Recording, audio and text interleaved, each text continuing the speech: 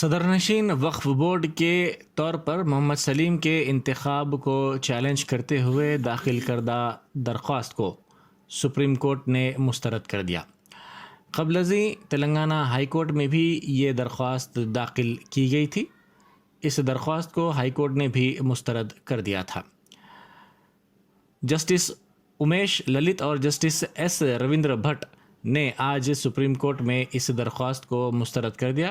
मोहम्मद सलीम सदरनशीन वक्फ board ने अपनी कामयाबी पर अल्लाह ताला का शुक्र अदा किया और कहा कि अल्लाह ताला के फजल व करम से ही उन्होंने इस मुकदमे में कामयाबी हासिल की है।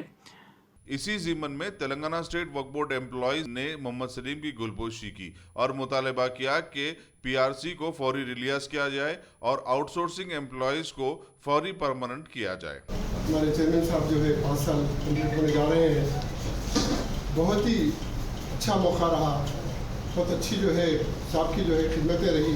साबिक़ा में भी साहब की ख्वाहिश खिदमत खल्क़ का जज्बा लेके उठो और साथ में जो है साहब चाय के रवादार नहीं रहे।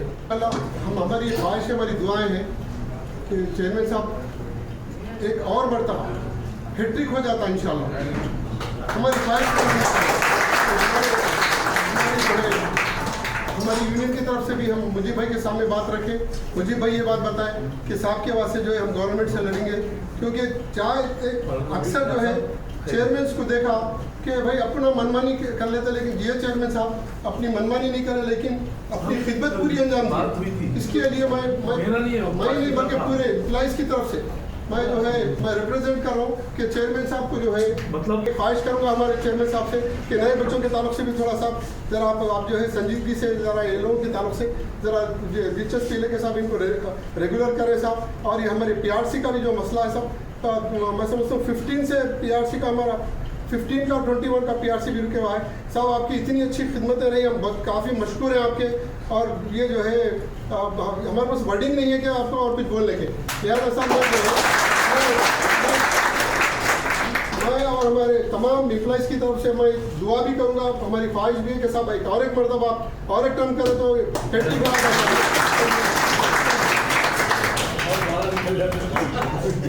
इनका तो काम ही है केस डालना, परेशान करना, समझा, फटो बोलना करना जो है।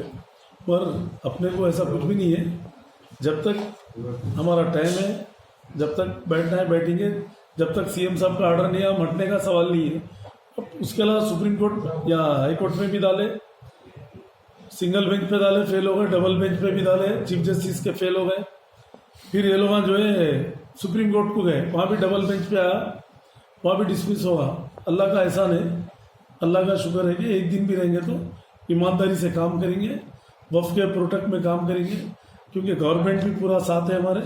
गवर्नमेंट की सपोर्ट लेके जो है ना हम केसीआर साहब की सपोर्ट से इंशाल्लाह ताला वक्फ प्रॉपर्टी बचाने का काम पूरा करें। सुप्रीम कोर्ट का जो ऑर्डर है, वक्फ माफिया को एक तमाचा है, लैंड ग्राबरों की नींद हराम होगी। खुला खुश हो रहे थे कि सुप्रीम कोर्ट में डाले ऑर्डर आया था, कहीं हुआ था चेयरमैन कुछ करप्ट है या कुछ ऐसा वैसा कुछ गलत है तो अलग चीज़ है। अल्लाह का करम है, बाल बराबर भी हम एक पैसे के रवादार नहीं, हमारा अकाउंट भी नहीं खुला है, हम पानी के भी रवादार नहीं है। अल्लाह का बहुत बड़ा करम है कि हम यहाँ पर अल्लाह और अल्लाह के रसूल के लिए काम कर रहे हैं और कुछ नहीं है, वक्फ प्रॉपर्टी को बचाने के लिए। और एम्प्लॉइज़ के भी जो पीआरसी जो भी काम है उनका इंशाल्लाह ताला वो भी क्या है लीगल देख लेके कर देंगे उसको।